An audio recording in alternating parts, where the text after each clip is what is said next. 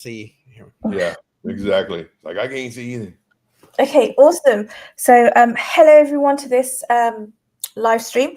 I've got Trade Intuition with me and Crypto Coin Mindset. Keith, I hope everyone's well. I don't actually think they know I was going to go live, but okay, awesome. We will have BC joining us at some point soon. So there's quite a few of us today.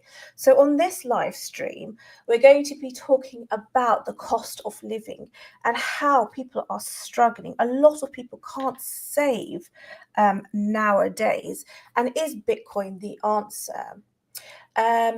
Our grandparents, as you all know, because I've spoken about it so many times, could buy a home on one income. They could start a family and still save money by the age of 30. Today, it's not just young people who are suffering, although they have been hit the hardest.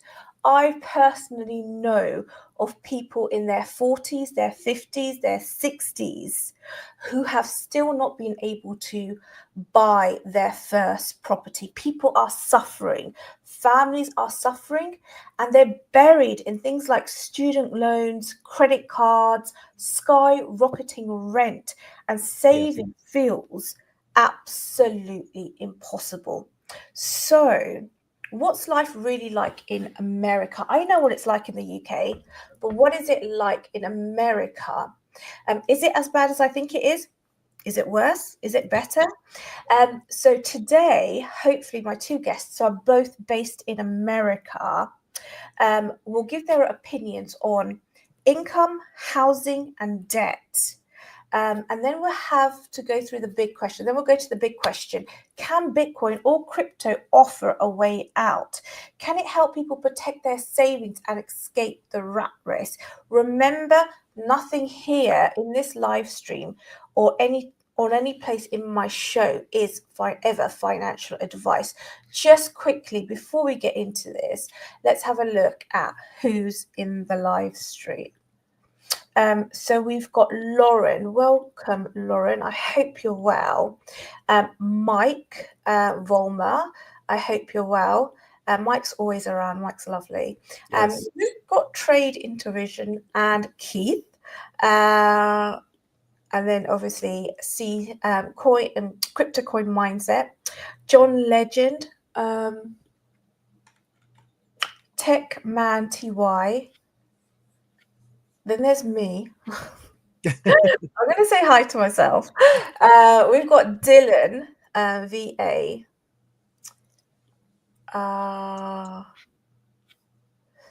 We got Jesse. Oh my gosh. We've got Chipper. How are you, Chipper? We've got Doom. Welcome, Doom. How are you? It's actually nice to see you, Doom. We've got David. I hope you're well. You guys are talking amongst yourselves.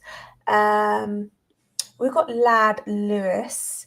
I hope you're well. Welcome. I believe it's your first time here. So welcome. We've got Gandhi G. Welcome to you. And we've got John 3:16. I'm going to actually go and find out what that verse is. I really am. Every time I see you, I'm just like, oh my God, I've got to find out what 3:16 is. But we'll see.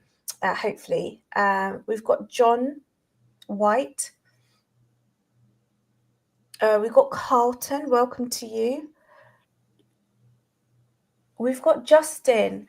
Welcome to you. This is the first time I think you're on one of my live streams. So Nice. welcome. We've got the lovely Black Hat team. I hope you're well. I always say hello tonight, Bob. I want to respect everyone, regardless of what they are. Okay, so in true Crypto Princess style, I want to hear from my guests, and I'm sure you all do as well. How do they get into crypto? So, Joe, do you want to go first? Sure. All right. So for everybody who doesn't know me, my name is Joe, also known as Trade Intuition. But I got into crypto back in around 2020. One of my somebody had told me about crypto, and they told me about XRP. I looked it up, and I said, "Oh man, this is gonna be great. It's gonna be $500 a coin, $1,000, $5,000 a coin."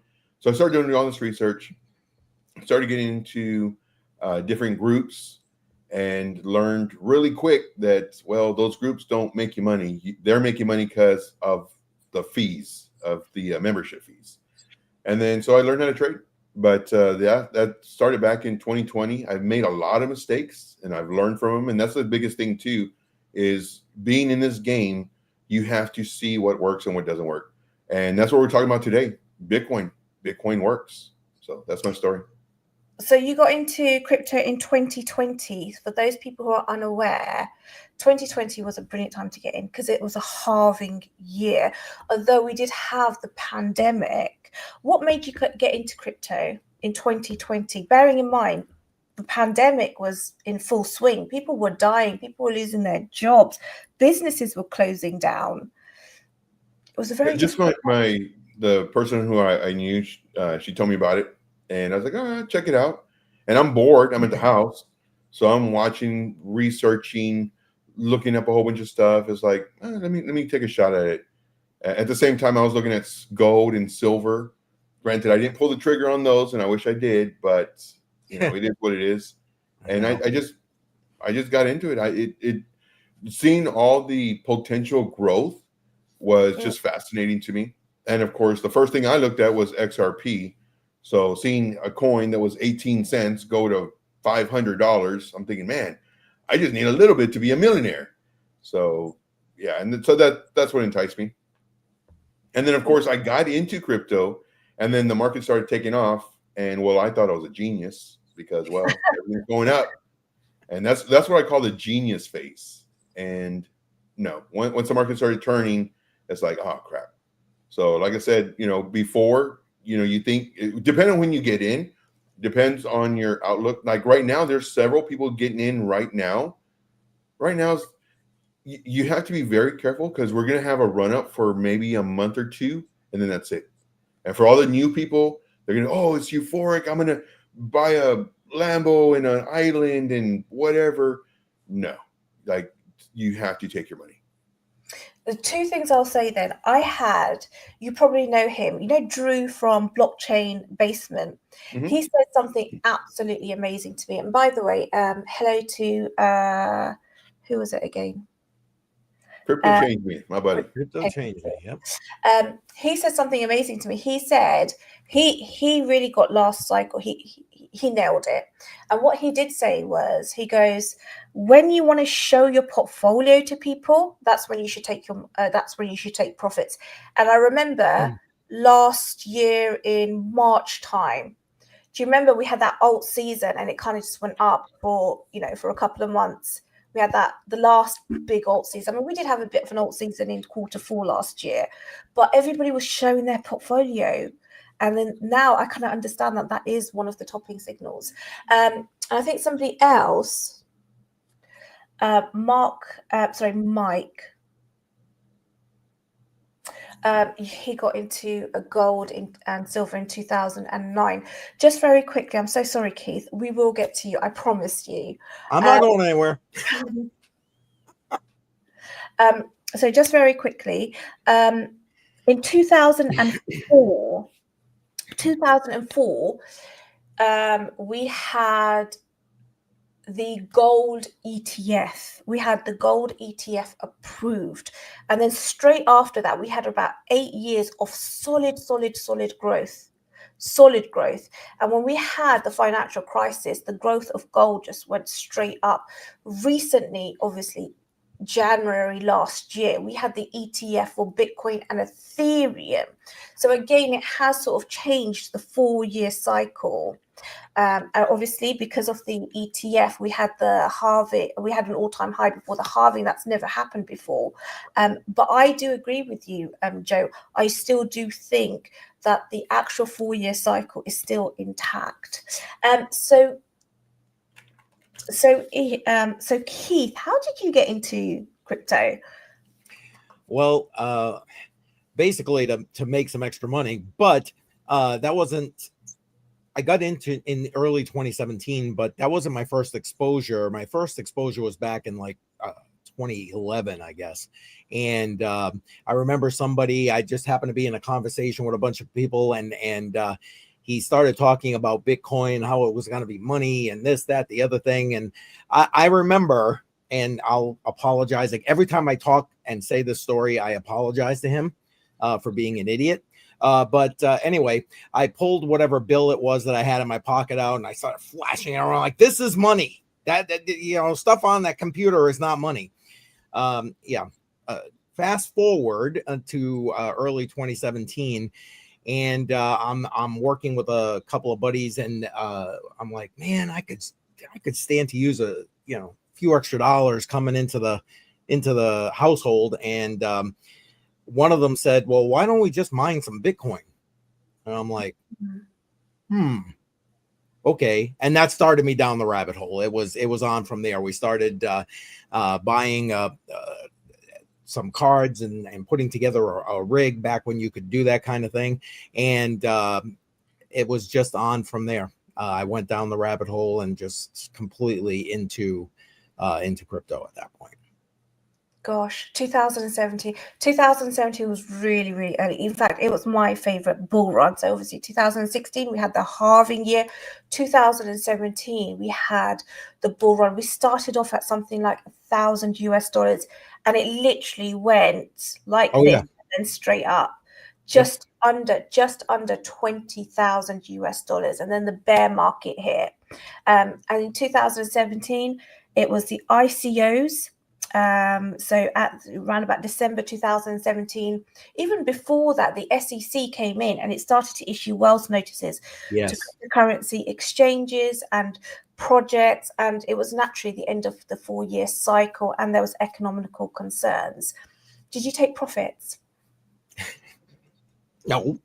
Come on now. Why would I do that? I honestly, it was funny because it was, I was kind of like most new people coming into the space who are looking to make a quick buck. I was like chasing this, chasing that, chasing this.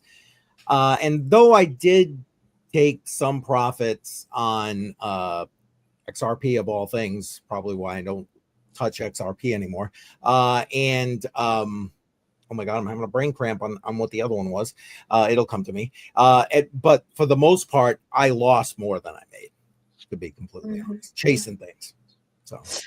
Just quickly, welcome to My Ninja, Drunk on Crypto, and Steve. I think that was about it. Okay, awesome. Let's get into our first question. That's what it was. Sorry, it literally just popped into my head. EOS. So EOS. So I do want to point something out really quick.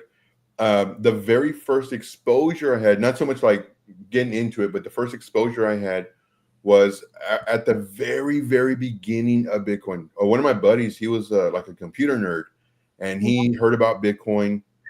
He told me about Bitcoin, but at this time, I was deep in the Bible. Like I'm reading the Bible, I'm listening to the Bible. When I'm driving, like I have the Bible station on, like I'm deep into the Bible, and then I hear about Bitcoin and how it's going to be basically the world currency. I was like, whoa, wait a minute. I've heard about this before. That's in Revelations. No, it's evil. And so right away, like as soon as they told me about it, I was against it. I was like, no way. Then fast forward, 8-10 years, I hear somebody else talking about Bitcoin. It's like, Bitcoin, that sounds familiar. What is that? So then they told me, it's like, oh yeah. But then I didn't get into it until my friend told me about it back in 2020. It's like, okay, let me look into it. But man, if I would have just like seen that Bitcoin was basically to debank us from the banks, and I've never liked the banks ever. You go to the bank you see that all of them have really nice, fancy chairs, and just beautiful. And well, you go in there, you try to take a loan, and you're actually borrowing money that's somebody else's. So it's just a whole thing. But if I would have known and just taken the time and read what it was, the white paper, or just listen about it, then I'd be like, maybe there's something to it.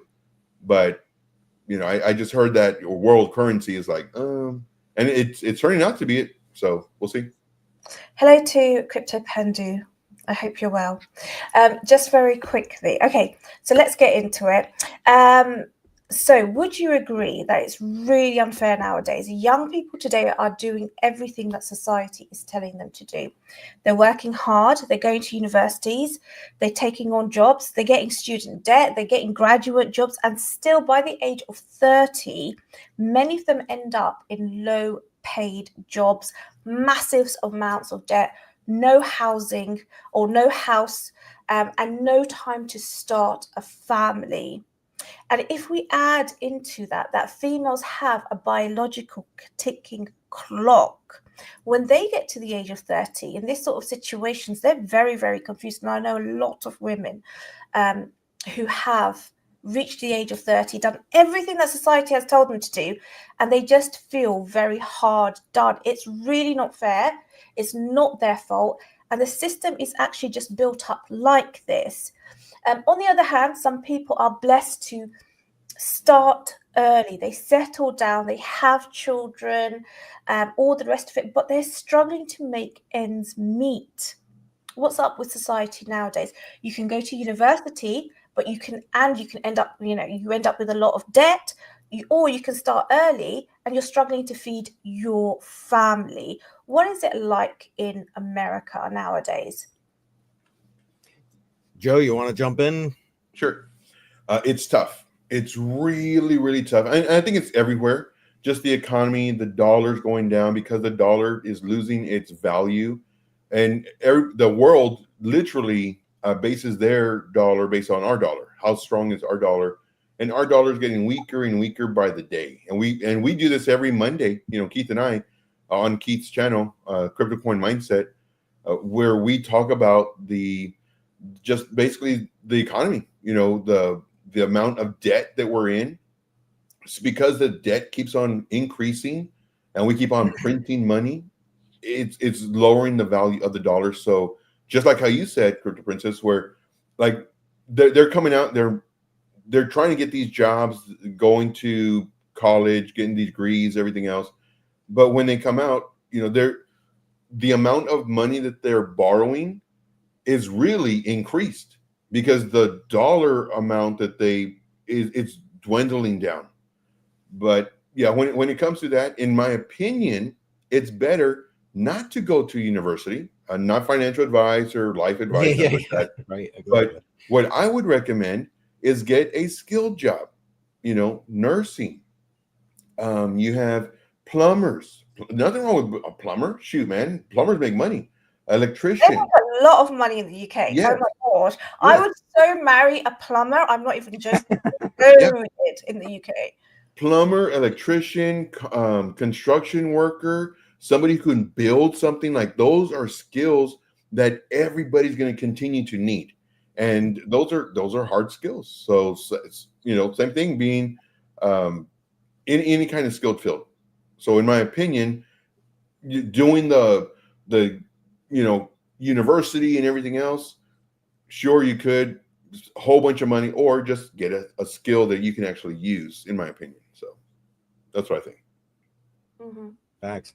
I mean, everything that Joe just said, Princess, when you were doing the intro and setting up the stream talking when we first started, it was like you were talking about the US. I know you were using some of your experience over there in the UK, but things are tough here. I can tell you, I have an adult daughter about 30 years old, so you're speaking to that with me.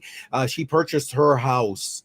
Her and her husband purchased their house back right at the beginning of 2020, and luckily they were able to lock in low interest rates at that point. But because now tax increases all the time and so on and so forth, slowly that what should be a fixed rate mortgage is slowly creeping on up there, and they're struggling. They are struggling. They each work. Matter of fact, my daughter works 2 jobs, and it's just a struggle to continue. I have another son who is like, I mean, as things go, good paying job, He works construction in the union. He's getting paid, got all the bennies, all that kind of stuff. He can't afford a house. It is not. It's slowly going down here in the U.S. And I see it firsthand with my adult children here at this point. Never mind, what I experience. I look at it through their lens because they're the future. Hello, BC. How are you? BC. Just quickly, Keith, how does you're muted. Yeah, you might need to go to the settings. It happens to me sometimes too. I'm sorry. I didn't mean to interrupt. So just quickly, Keith, how does that make you feel? Were you the dad that told your daughter to go to university? Did you say, do this, do whatever society tells you, you're going to be fine? Okay. I was not the guy who said, hey, you got to go to college. That was not me. Though my daughter did. Matter of fact, she's taking master's classes now. It completely aggravates me because, again, I grew up in what's a different era here at this point. I grew up, enjoying this country, was proud to serve my country in the military, the whole 9 yards, and tried to provide something better for my kids. And to see what's happening, it is very stressful to me. And honestly, part of what drives me to continue to do what it is I'm doing right here. And thank you for having me here today, by the way. Oh, yes. Hi, BC. How are you? I'm doing all right. Is the mic working now? Awesome. Yes. The mic is working now. I had a job interview this morning and it ran a little bit long, so sorry for being a little late. That's fine. You should have told him, like, hey, I got to be on Crypto Prince's show. Can we cut it short? Do I get it or not? Let's go. When do I start? Got to go. Bye. BC, as a young man yourself, I don't know if you've actually hit your 30s yet. I don't think you have. I just turned 30 last month. Yeah. Oh, yes. Well, congratulations. You made it. I don't know if you heard the question, but I will say it again.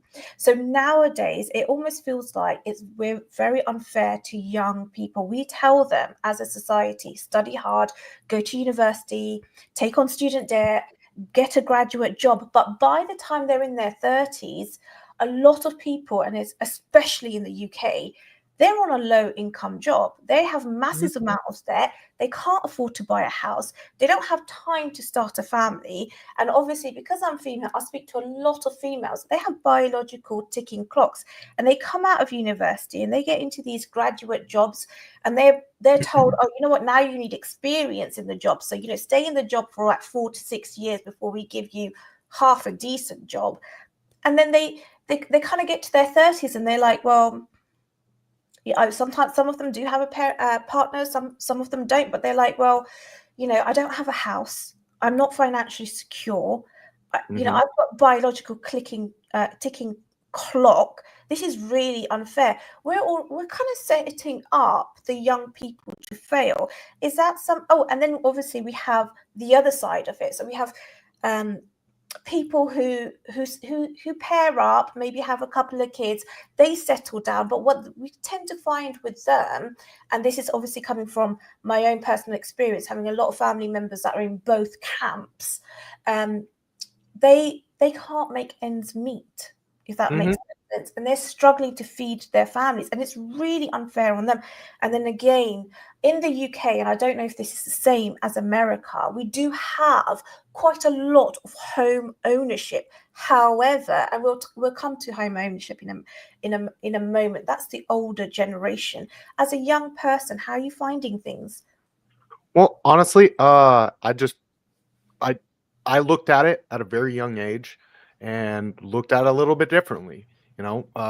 Everyone's just been lied to their entire lives. It just is what it is. The way that things have been set up since probably the early 70s, when we took ourselves off the gold standard and you watch the dollar just lose its strength en masse.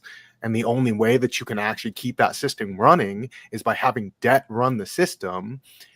encourages people to be like, oh, well, you need to go into a bunch of debt to go to school. I'm sorry, you don't. I dropped out of high school and I went and I made $80,000 a year working in the oil industry. You don't have to do it. They've lied to you your entire life.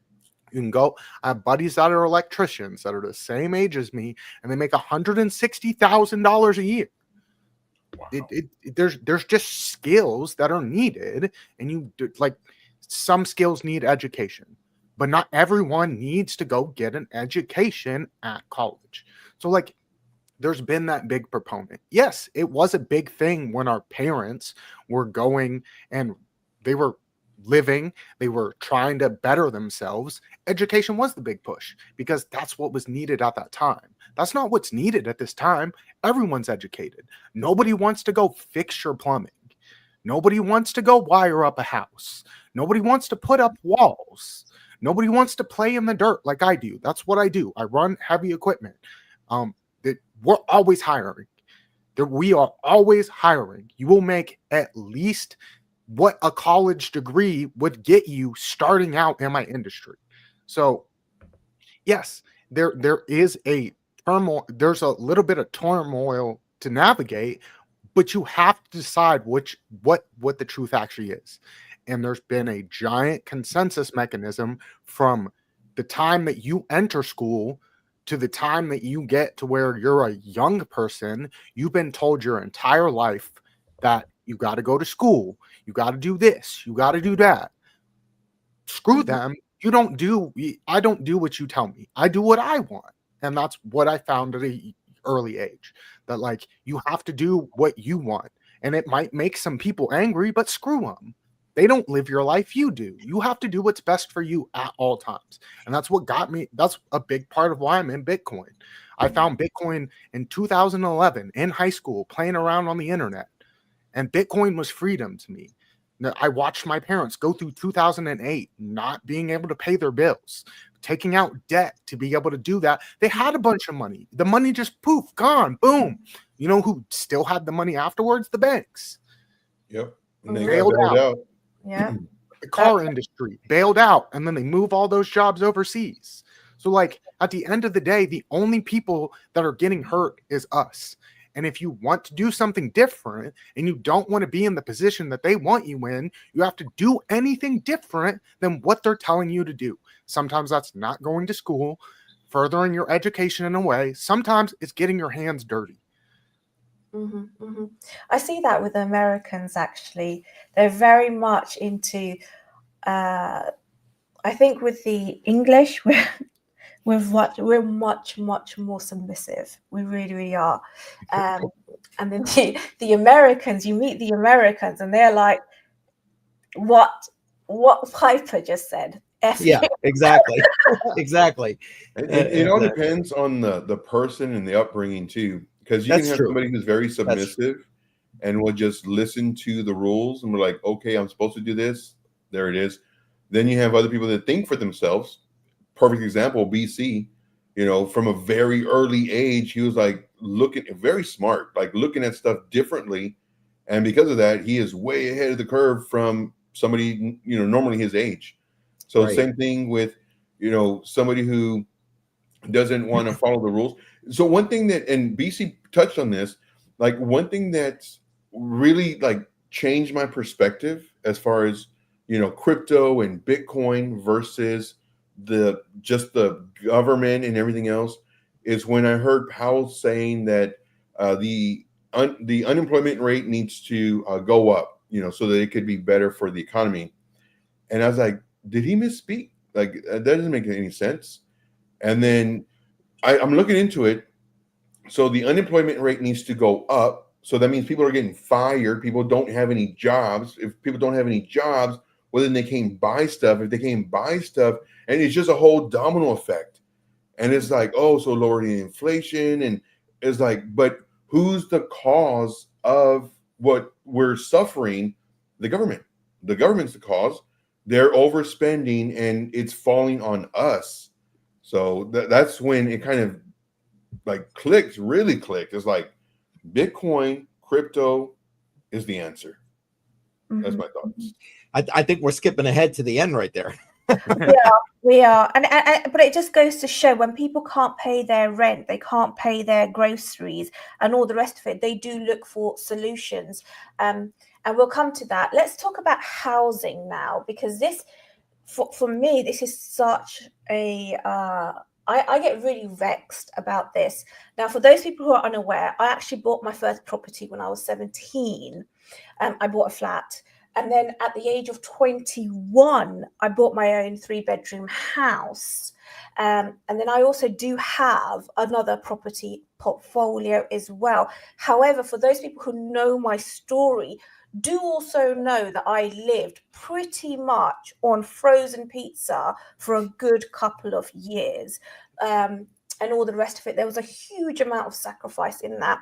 But when I look at the price of housing now, I am not 100% sure if I can do what I did back then. Now, if we look at the 1970s, a typical house cost about 3 times the household income. Bearing in mind, back then, it was just one person going out to work. Say the husband was going out to work, the wife was looking up. It was more of a traditional household setup. One person would work, 3 times the household income, you could buy a house. And roughly half of all 30-year-olds were married and they were homeowners. They had that option. If that's what they wanted, if they wanted to, I really hate feminism, if I'm completely honest, a lot of it. Not all of it. I do believe in equal pay and equal rights, but I do hate feminism. If that's what they wanted to do. Fourth wave feminism. If Not that's a fan. if that's what they wanted to do, 30, they had a house, they were married, they had a family, if that's what they wanted to do. Today, houses are 5 to 6 times the income, the household income. Bearing in mind, there's often 2 people working in a household nowadays.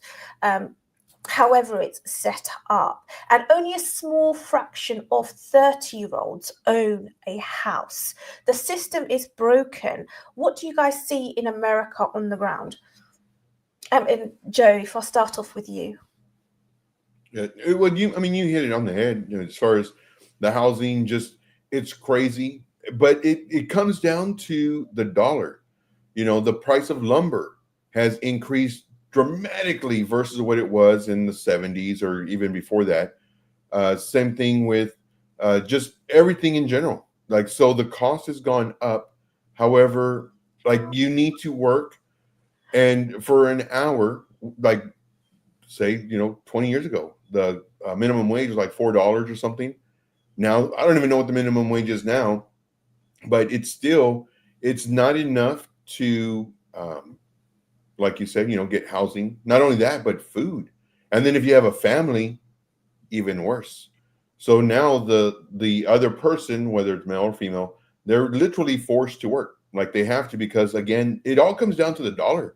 The dollar is less, so more people in that household have to work just to equate to what it was back in the day.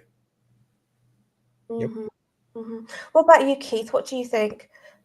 Well, I started talking about it earlier, and your description, again, it sounded like you were talking about the United States. Right. The price of housing is just out of control. Like I said, I have a son who, again, by all standards, great paying job in construction, but he's locked out of housing or buying a house because of the price of housing. Now, I will say this: in a conference I was at last year, they talked about buying, and the gentleman who did it came in and talked about buying and selling his house, rather, for Bitcoin. And I was thinking, man, we see those memes all the time. Used to be X number of Bitcoin for a house, and now it's like 2 Bitcoin for a house or whatever. And I think that's going to be the way to go. Again, I know I'm kind of jumping to the end here a little bit, but honestly, I think that's where the saving grace is going to come in, because if anyone is sitting here trying to do, like you said, maybe working 2 jobs, living on ramen, and trying to stack your money or your fiat in the bank to go and put a down payment down and get a house, you ain't doing it. You ain't doing it at these prices in the United States. So, yeah, that's it. Yeah, just before we come to UBC as well, back in the 1970s, our parents or grandparents, however it is for the people watching, they didn't live an Instagram lifestyle, if that makes sense. And now, those people who know me know I'm not into brands at all. I think they're a complete and utter waste of money. Although multiple females in my house, in my family, my immediate family, easily have £3,000 handbags. I just tend to borrow them, but I'm not into brands. I've just placed an order for a new car, and I'm buying a Toyota Yaris because it's small, it's nifty, it's brilliant for London driving, and all the rest of it. And I do a lot of miles with my work. We're talking about housing now, but back in the 70s, people used to eat at home. People used to sew. People used to have a different type of lifestyle. The lifestyle that we have now is it's very money consuming as well. So when you put all of it together, is it the fact that we have this Instagram lifestyle as well that's affecting people buying houses, or do you just think the house prices are ridiculous? Well, so I mean, there's a little bit where you've watched your housing market kind of go up and up in comparison to what people have been making. Cars at the same, where it's like a car could cost you a year's worth of income. But the biggest thing I've noticed of people in my generation and younger is that they are unwilling to sacrifice and eat frozen pizza for 3 years to buy a house, like you did. They're unwilling to have a little bit of self-gratification put to the side and, save up a little bit of money. You don't even need much. I've got plenty of friends that own houses. They just got $5,000 down. Yeah, it took them a little while because they don't have didn't have a massive income, but during that time they were working on getting a better income. And then you put $5,000 down. There's a ton of housing programs all over America where they will help you get into a house. And it might not be a brand new house. My buddy literally does a massive project on his house that he bought every year, but he put in the work. He went and he found a skill set that pays him. It's not exorbitant amount of money, but it's around $90K a year, and he was able to afford it. Few $1,000s down. Yeah, there's all these programs, but a lot of people just aren't willing to sacrifice in my generation. The younger generation, they have no sense of sacrifice for now to have later. And that's just what I've noticed. They'd rather complain that the system is built that the way it is from the internet and actually get out and do nothing. Put no feet on the ground, communicate with no people in charge. They'd rather just whine and cry, scroll on TikTok, and just subscribe to some OF girl, and then, okay, get high, drink, whatever.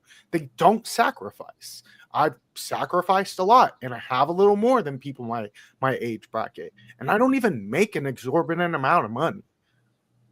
I make like $50K a year. It's not crazy. I just am willing to sacrifice now to have later. And that's just something you don't see anymore. Rents are massive. Yeah, it's crazy. It is getting a little bit out of control. But if you want this to change, instead of crying from the internet, maybe go down and talk to your local politician. I'd talk to my local politicians about getting caps on housing taxes here, because housing taxes are absolutely insane. But if you don't band together with your local community, you will never make a difference on the problems that you see going on in your world. And that has to do with literally everything. Anything that's a problem that you've noticed, instead of crying from the internet about it or just ignoring it and scrolling through TikTok or Instagram or whatever else, sacrifice a little bit now to have a little bit more later and actually work in your local community to change the problems that you see. Mm-hmm. But I see this a huge amount.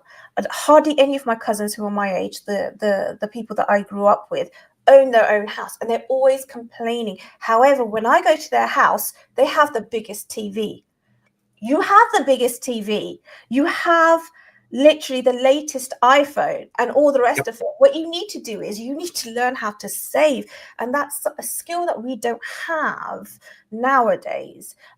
So for example, when I was paying off my mortgage, I paid off my mortgage in 2020. When the pandemic hit, I had enough money on the side. I just literally just paid off my mortgage. I was like, I'm not dealing with my mortgage.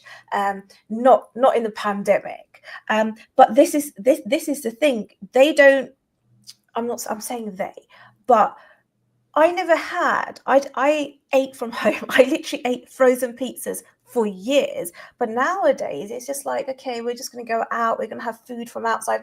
We're going to go to the cinema. We're going to have. I mean, I can afford that now. I went to Dubai. I literally went through the Dubai hall, and I was like, damn, I can buy anything here. But I sacrificed. What do you think about that, Keith? As well? Do you think with your kids as well? Do you think they're not saving as enough as instant glorification, if that makes sense?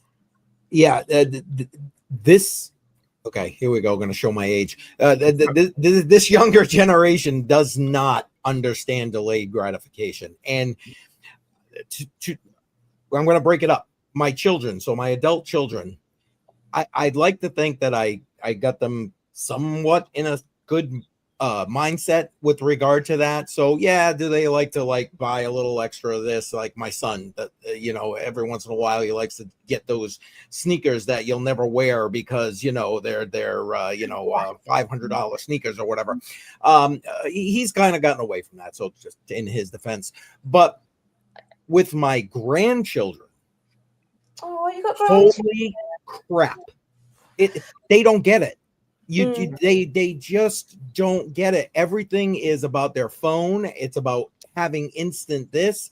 Let's order Uber Eats. Let's whatever and have it delivered right to our door. They don't understand that concept. And even when you try to explain it to them, even if they kind of grasp it, like the minute they're outside of Papa's influence, it's automatically back to, yeah, I want it and I want it now, yeah. So I think society as a whole has been directed that way on purpose because, what the internet should be with bringing people together seems like it's just completely the opposite of it. Hopefully I didn't go off on too much of a tangent there for you, Princess. No. That's fine. I love you have grandkids. I can't wait to have grandkids because you can play with them and then just hand them back. Oh my God. Okay, let's actually get down to the main question. We'll come to you first, Joe. So many people know with me, I have a very long-term mindset when it comes to Bitcoin. Bitcoin is not for me, it's for my future generations. Our generation, just like the baby boomers before us, is leaving behind a lot of chaos. We're leaving behind massive amounts of debt. And this trend will only continue. And it's really unfair on the next generations. And I do not trust my government to do anything about it. I don't believe, personally, in instant glorification for myself, even though now I can afford to do a lot. The only thing that I do have, which I would say is a little bit OTT, is a maid. But then when you consider I own my own business and sometimes I work regularly I work 14 hours a day, you can kind of understand that. So I want something long-term for my bloodline. And that's why I've chosen Bitcoin as that asset. Bitcoin in 2009, it literally started off worthless, almost worthless. And it's gone up like this. And today, 16 years later, it's over 100,000. It's over 100,000. So my question for the panel or for you guys is, for somebody who's financially struggling, and I'm so sorry to, say this, almost everyone is financially struggling now.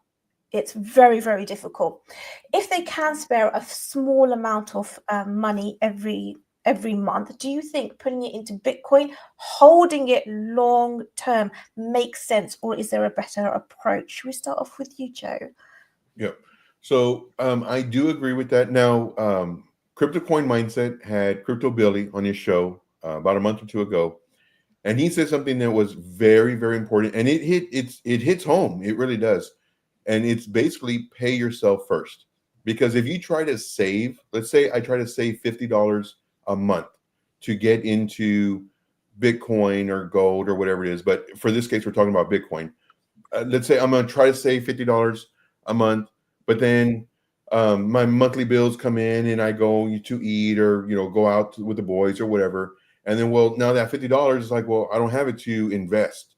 But if you pay yourself first, and the very first thing you do is you get that $50 and you put it in Bitcoin, well, now when the boys want to go out, it's like, oh man, I can't. If I do, it's only going to be like maybe for like an hour. I don't have like $20 now. Well, now because you've already spent or invested your $50, you don't have that to buy cappuccino from Starbucks or go to get that candy bar that used to be 59 cents and it's now $2.99. You can't get that candy bar when you're at the convenience store when you're paying for gas. So now you have limited amount of money because you paid yourself first. So in my opinion, pay yourself first, do the investing, and yes, just hold it. Because what you can do in 5-10 years from now is it's going to get really easy to borrow against it.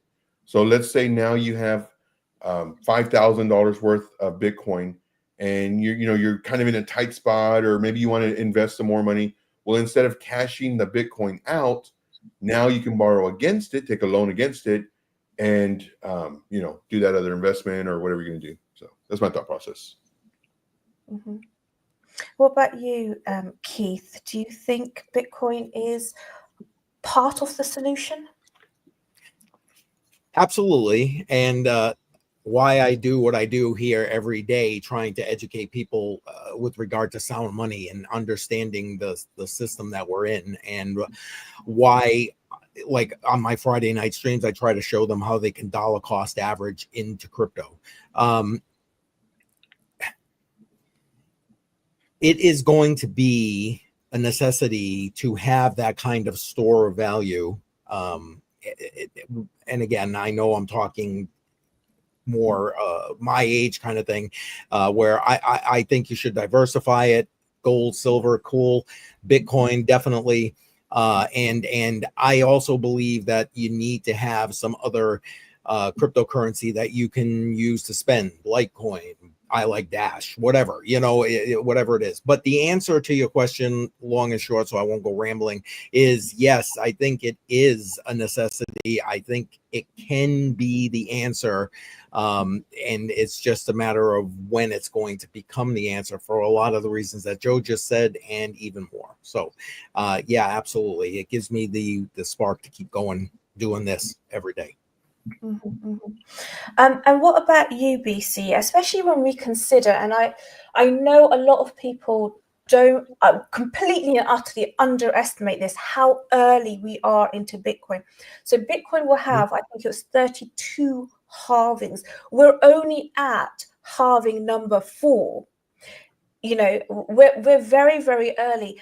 Bitcoin has never actually had a proper all-time high. It will continue to go up. It's never reached its actual all-time high. And because of the scarcity as well, one day Bitcoin will, my belief is, hit 100 million. Why? Because we're always printing fiat. We're always printing fiat, and because of the scarcity and all the rest of it. So BC, for somebody young like yourself, I know life for a lot of people in your generation, well, I know for a lot of people your age is a struggle. I know it's really hard. I know society hasn't made it easy for you. Do you think Bitcoin is the answer? I think it's part of the answer. I don't think it's the full answer, but I think a lot of it, the other half of that is education. So the education around Bitcoin, because there's a lot of people my age that would just, they think it's some fun internet money. Yeah. When there's a whole lot more to the crypto space. They're like, oh yeah, I made a bunch of money on Doge, like that's what they think about crypto. They don't understand that there's a whole nother side to crypto, because that side's kind of been overpowered by fast money, the crypto casino, when I still and only will buy Bitcoin. And there's a reason for it. And that's because of the message behind Bitcoin. And that message is a message of freedom without institutions. And you can't tell me that any of these other altcoins have that same message. There's a giant team behind them that keeps it running, that has a direction behind it. None of them have that same message that Bitcoin has. And you can say, yeah, cool, it has all these other features. I don't care about that. What I care about for now is the freedom behind Bitcoin. There's a lot of technology use cases in crypto, and that's amazing. But for right now, Bitcoin has been the way, and it's proven itself to be the way. And if you can just invest, I know it's a lot different than it used to be. You used to be able to say invest $1 into Bitcoin and just wait 10 years, But like, if you can invest $5 a week, for the next 4 years, your life will change. And I can pretty much 100% guarantee it. Mm-hmm. Mm-hmm. And for me, it's going to be for my great-great-grandchildren. I might even skip a generation. I might even skip and give it to my great-great-grandchildren, because they will seriously thank me for it. I mean, I want a statue. I want a painting. I want them to know that their grandmother or great-grandmother actually cared about them.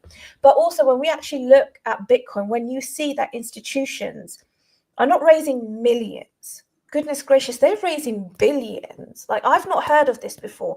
And they're raising billions not to make new products, not to buy real estate, not for marketing, not for anything like this. They're actually raising billions to buy Bitcoin.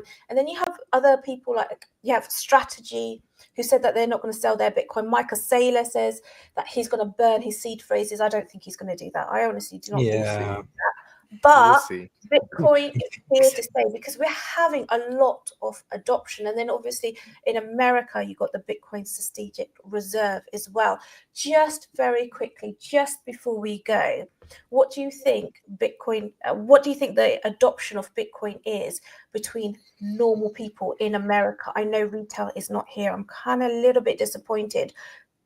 But am I on the right track, or is it, or are Americans adopting Bitcoin? Average Joe in America? I think slowly they are. The more they see it on TV, the more they hear it in the news. Maybe they're not into like the financial channels, but the other stations, they'll say something about it, or maybe their friends might say something about it to where it gets them kind of curious about it. But I think eventually it's going to hit home, because it's like, man, like I can't buy what I used to with the amount of money that I'm making. And then I keep on hearing Bitcoin keeps on going up and up. What is it? So I think we'll start getting the adoption. But just like you, I'm so disappointed, because, just like last season, I was super hyped. Oh, man, we're seeing crypto.com at UFC fights and F-150 races and, all these events. Like it's getting out there, and more people are going to know about it. More people are going to come in. And then this year, same thing, I still see the advertisement, not as much, but, because the hype isn't there. But we don't have the money that was printed out of thin air. We don't have that money like we did last season. Last season, of course, COVID, everybody got the checks. And I feel so dumb. I didn't get any of those checks. I didn't know about them. I was just at my house, just watching YouTube or, doing whatever. I was doing Uber and Lyft, granted, I was a registered nurse, or I am, but I wasn't doing that. I was just kicking back, I just at the house. And I didn't get any checks. I felt so dumb. I'm doing Uber and Lyft, and somebody tells me, I said, what do you do? It's like, oh, I just get checked from the government. And they pay me more than when I was working. And it's like, so I don't want to go back to work. It's like, are you like, yeah. It's like, oh man. So all that money went into crypto. So either we need something like that again, where there's an influx of money to where now we have new traders coming in, or something like really bad happens to where they lose the confidence in the dollar, and they're like, we got to do something else, whether it gold, silver, Bitcoin. So that's my thought process. Mm-hmm. And what about you, Keith? What are you seeing? Well, I am seeing a very slow rate of adoption increase here, but what I see more increasing right now is awareness, where when I'm having conversations with people, if Bitcoin gets brought up, and or the debt or whatever, however we get to that conversation, people know Bitcoin. People understand cryptocurrency. Now, to the point BC was making, yeah, sometimes it's Dogecoin, but like at least the awareness of the space is out there. So that I think is coming ahead, and I guess that has to come ahead of the actual adoption. So the answer is awareness is definitely increasing more than adoption, or at least that I see. Yep. Mm-hmm. And how about you, BC? I mean, retail's here. They own 6.5% of the supply through ETFs. Retail has been here. It's just not the retail that everyone wanted into their absolute poop coin that didn't pump their bag 150x. Yep. Retail's here. They're buying the legit projects, Bitcoin and Ethereum. They might be buying Solana, XRP, if those get approved through the ETFs. They're here, at least in America. They've just been doing it differently. They got burned by FTX last cycle. Like, come on now. Right. Do you think they're going to buy Right. through Coinbase, Crypto.com, any of these weird exchanges that are offshore? No, they're going to be buying through the institutions that they already know and trust, and that's the banks. Sorry to say it, but I'm not complaining. It didn't pump any crap coins for me, but I don't own any. I own Bitcoin, so I've been absolutely happy with it. They've been coming in a completely different way, and it just is what it's just different than any other cycle. Everyone's been saying this cycle's different, but then when it shows them how it's different, they don't want to accept it. And that's the one thing that's like been very different in this space. Everyone's stuck on the way that it has been.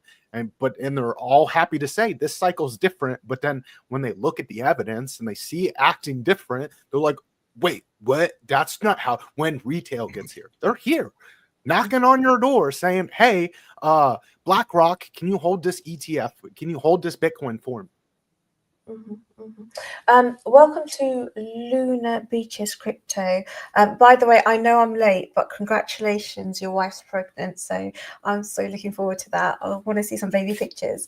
So exciting. So the wealth gap, it fuels a lot of civil unrest, division, inequality, all the rest of it. It's hurting a lot of people. A lot of people are struggling at the moment. For me, I do think Bitcoin is the answer. Maybe not for myself, but for my future generations to come. I'm not going to let them take on the debt and the horrible chaos and mess that my generation is leaving them, and the generations before, the same sort of thing that the generations before left us. People I are so appreciate the fact that you just said that. I really do. I say the same thing where I may not benefit from this, but my kids, my grandkids will benefit from this. So thank you for saying that, Princess. Yeah. Okay. Awesome. That was brilliant. I want to thank Joe from Trade Intuition, Keith from Crypto Mindset,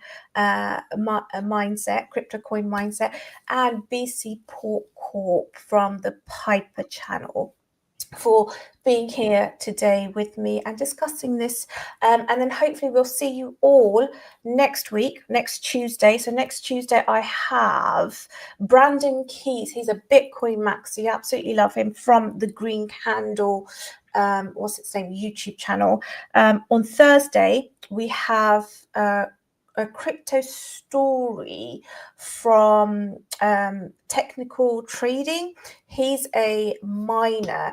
Miners are really, really, really powerful. I didn't actually respect miners. When it came to Bitcoin, I respected the price action. I respected, what's its name, the technology behind it.